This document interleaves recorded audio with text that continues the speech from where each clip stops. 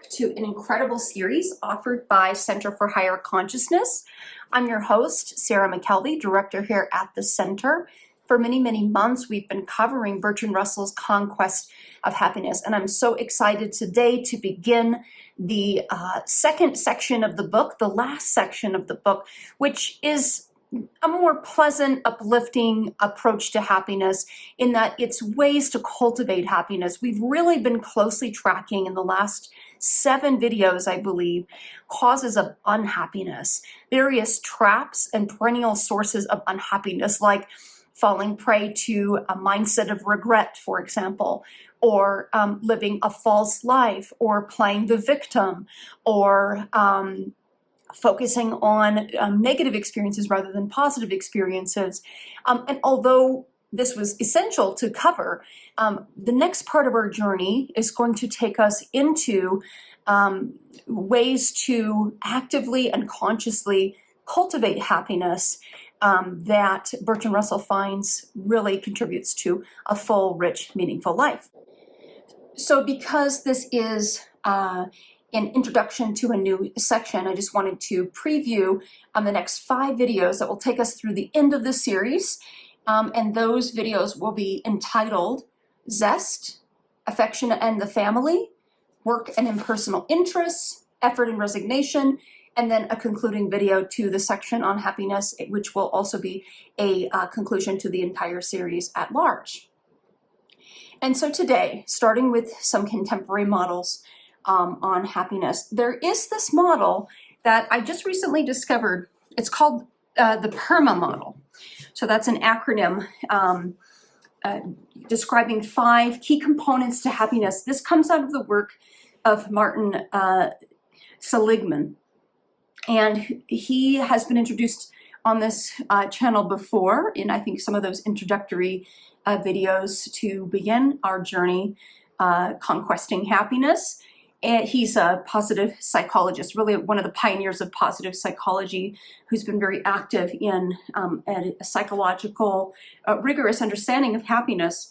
The P in PERMA is positive emotions, which includes exploring, savoring, and integrating a range of positive emotions in daily life, like contentment, joy, play, equanimity, calm,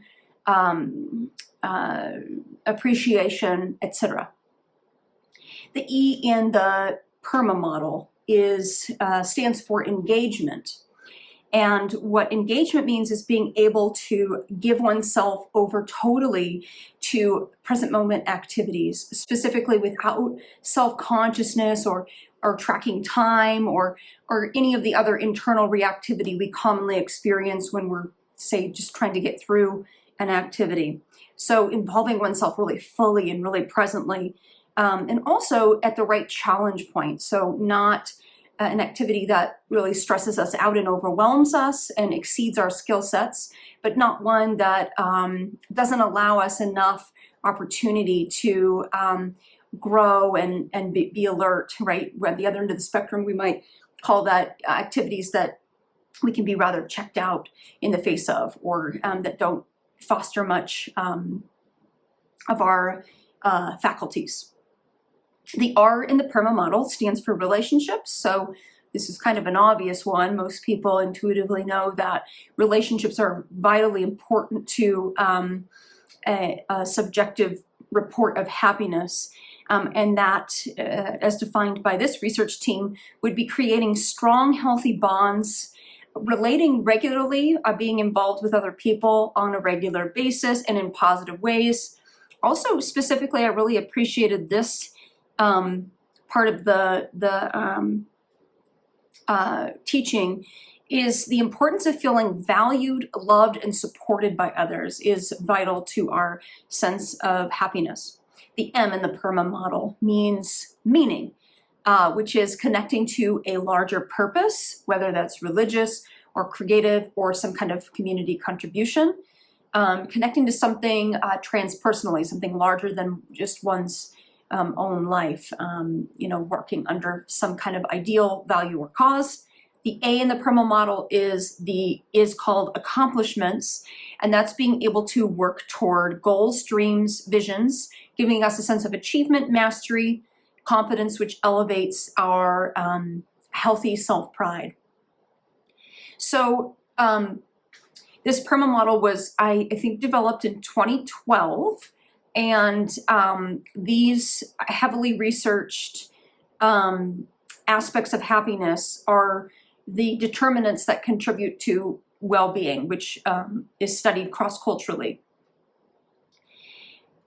What is, I think, really important to note here, which appears in various traditions I've studied, is that happiness requires us to both feel day-to-day or momentary transient states of happiness, as well as building out a meaningful life. Both are required in order for someone to attribute happiness to their lives, to feel and report happiness. And what I mean by that is it's not enough to feel just transient, what's called positive affect in the field of psychology, that we all feel from time to time. It's that, but it's also, in philosophy, it's called necessary but not sufficient.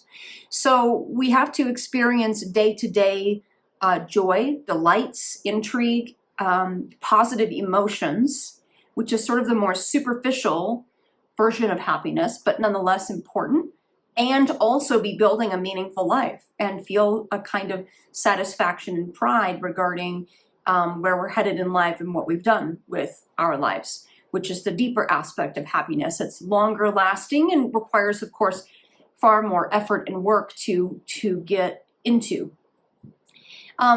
Interesting to note that these ideas concerning both aspects of happiness go way back. In ancient Greece, Aristotle wrote in the Nicomachean Ethics about, this is an ancient Greek term, eudaimonia, which is that deeper happiness that I just talked about. And being situated in ancient Athens, he talks a lot about living the virtuous life, and that's something kind of a way of describing things that is kind of out of vogue, even though it might be resurrecting now.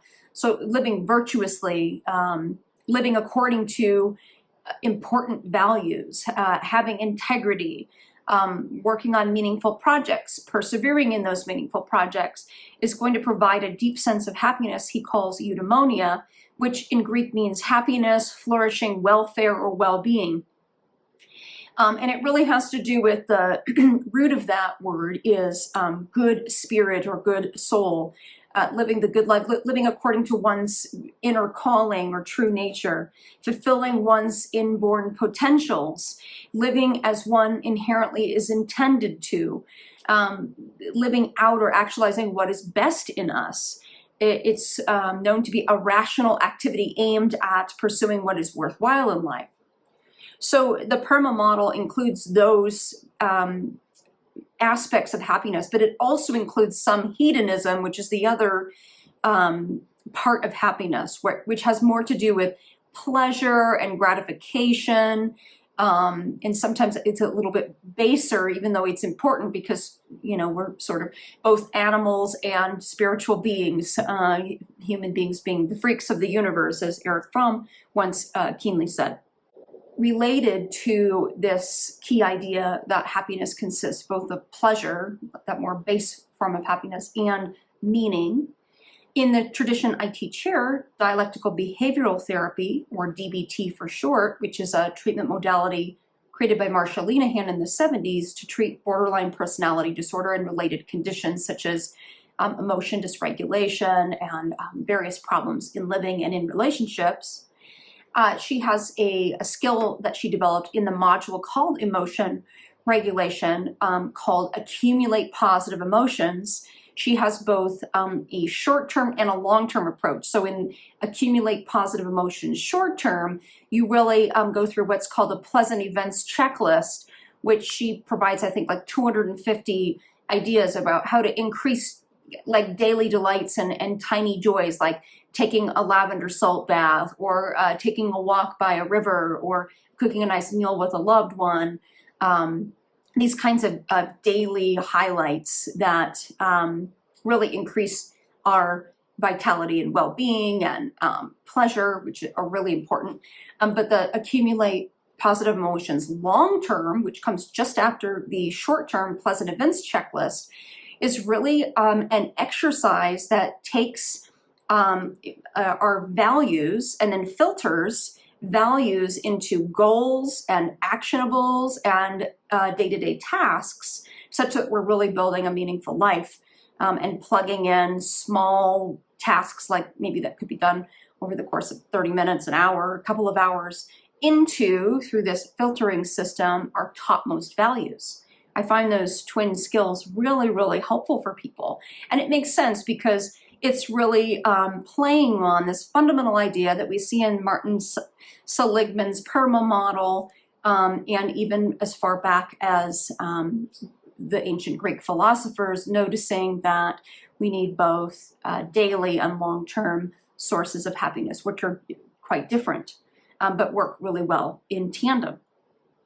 One more contemporary model I want to put forth in our approach to cultivating happiness is a model also put forth by the researcher, positive psychology researcher, Martin Seligman and his team.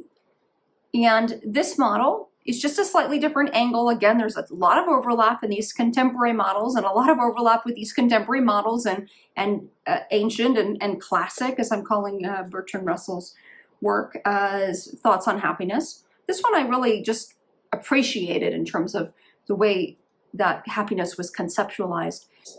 Happiness is the intersection and interweaving of the pleasant life, the meaningful life, and the good life.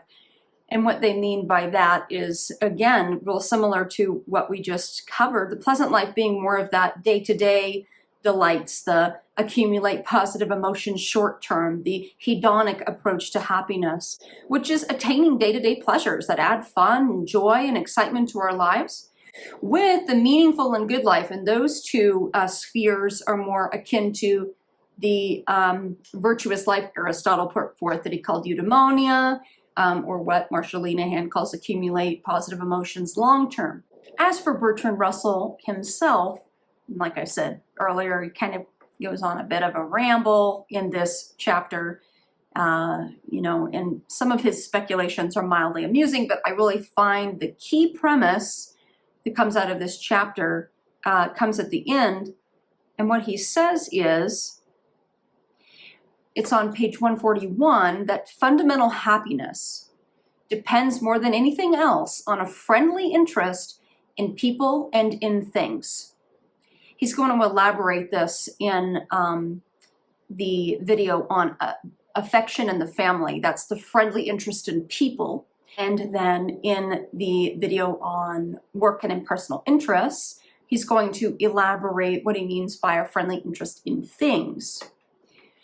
So just as an overview now, what is a friendly interest in people? He calls this friendly interest a form of affection or warmth, we might say openness to people, that is not grasping, possessive, or always seeking something, particularly what he says, an emphatic response. It doesn't have an agenda. He thinks that a proper response to people, which brings us continual delight, is observation, finding pleasure in other people's traits and quirks, without desiring to acquire power over other people or to secure their admiration or care, we might say, or worship, or whatever that ego agenda has in mind. He thinks that the happy person's relations with others, whether slight or serious, satisfies his interests and affections. He will not be soured by ingratitude, the same idiosyncrasies which would get on another man's nerves to the point of exasperation will be to him a source of gentle amusement. Being happy in himself, I should really say, and also herself, because Bertrand's committing this sexist error of the 1930s, referencing man and him and not being very inclusive here. Okay. The same idiosyncrasies which would get on another man or woman's nerves to the point of exasperation will be to him or her a source of gentle amusement. Being happy in him or herself, he or she will be a pleasant companion. But all this must be genuine. To like many people spontaneously and without effort is perhaps the greatest of all sources of personal happiness. So as for things, developing a friendly or healthy interest in things, he thinks that taking a wide variety of interests in all the 10,000 things under the sun in this world is one of the best approaches or attitudes we can have in this short time here on Earth that we do have. He says, think about the kind of interest a geologist takes in rocks or an archaeologist in ruins. It's dispassionate. It's not reactive, it's neutral, it's curious, it's open, it wants to know the reality of the world or the truth of things, and it enjoys what it finds. It's not attached. It is possible, he says, to have a hostile attitude rather than a friendly one, and we might see this as a default. It's a default on our roads today, frustration, impatience, rushing. There's a lot of hostility in the world, on our roads, on our platforms. Being interested in the right way, he says, in many different things that make up and inhabit this world is, again, healthy. He says, quote, the world is vast and our own power is limited. If all of our happiness is bound up entirely in our personal circumstances, it's difficult not to demand of life more than it has to give. To demand too much is the surest way of getting even less than is possible. Also, this is kind of a prelude or an echo of what will be to come in the chapter on work and impersonal interests. I love this quote, which you'll find on page 143. He says, someone who can forget his troubles to take up temporary residence in the life cycle of stars, for example, will find that when he returns from his excursion into the impersonal world, he's acquired a poise and a calm, which will enable him to deal with his worries in the best way possible, and for that temporary stretch may have experienced a genuine, even if temporary, happiness. And so, 2 secrets of happiness, one from Bertrand Russell, one from contemporary positive psychology happiness research. 1, Bertrand's. Reiterating, let your interests be wide and your reactions to things and people be friendly rather than hostile. The second, coming from the contemporary research on the science of happiness, around happiness set point that Sonia Lyubomirsky researched and wrote about in The How of Happiness. Because some of our happiness is more or less predetermined as a baseline. The other part of happiness, it's been shown, so 50% is predetermined or set in terms of our disposition and temperament.